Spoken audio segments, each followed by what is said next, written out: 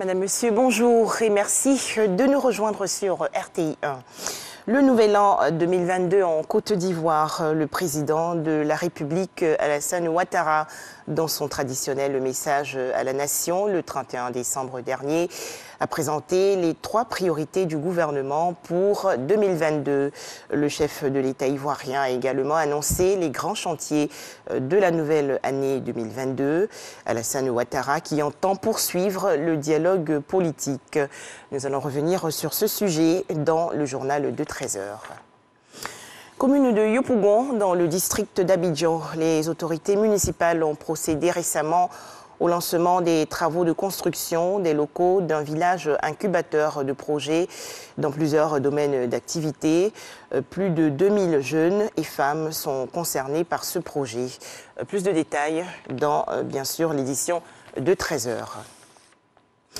Dans l'actualité nationale également, le 4e forum de restitution du suivi des projets du contrat de désendettement et de développement, contrat signé entre la Côte d'Ivoire et la France. Cette réunion s'est tenue le 28 décembre dernier dans la commune de Cocody.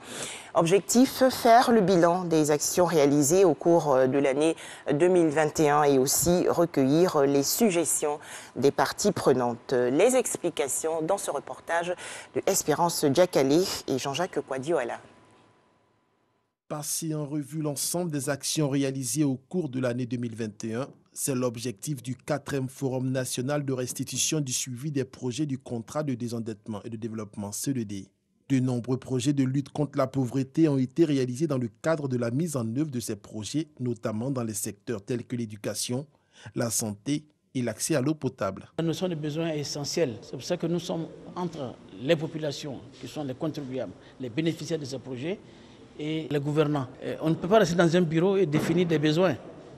Avant de le faire, nous faisons des enquêtes pour savoir qu'est-ce que les populations veulent. Est-ce qu'elles veulent vraiment le centre de santé? Est-ce que leurs besoins, ce sont forcément des écoles? C'est cela que nous faisons remonter et les projets qui sont définis s'efforcent de répondre, de satisfaire à ces exigences. La Convention de la société civile ivoirienne est engagée dans le processus de suivi indépendant et participatif depuis 2017 et estime que la perception des populations face aux actions menées à ce jour est positive. Nous passons en revue l'ensemble des actions qui ont été menées.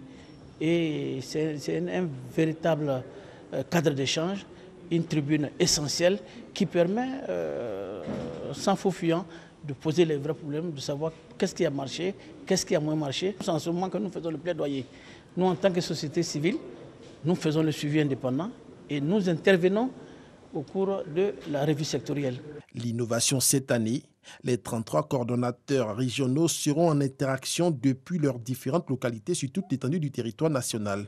Le 3e contrat de désendettement et de développement CEDD, signé le 28 octobre dernier, porte sur un montant global de 751 milliards de francs CFA entre la Côte d'Ivoire et la France. En image, l'actualité hors de chez nous, au Mali, après l'annonce par la junte militaire d'une prolongation de la transition de 5 ans supplémentaires, c'est l'étonnement total au sein du cadre des partis politiques pour une transition réussie. Coalition de 100 partis et de 60 associations de la société civile. L'un de ses porte-parole, Ismaël Sako, président du PSDA, le Parti social-démocrate africain au Mali, rejette ce chronogramme et demande aux populations de ne plus reconnaître les autorités de transition à partir du 27 février 2022. L'actualité en Tunisie, après 3 jours sans donner d'informations sur le motif de l'interpellation musclée du député et vice-président de Enarda, Noureddine Biri. Le ministre de l'Intérieur, Taoufik Charfeddine, a justifié hier, lors d'une conférence de presse, son arrestation par des soupçons de terrorisme dans le dossier. Enfin, en France, les députés ont voté la nuit dernière la suspension surprise de l'examen du projet de loi permettant au pass sanitaire de devenir un pass vaccinal. Le vote des députés s'est effectué après minuit et à main levée. Une majorité des députés ayant voté en faveur de la suspension, les débats ont dû être interrompus. Voilà, merci de nous avoir suivis. À 13h, le journal.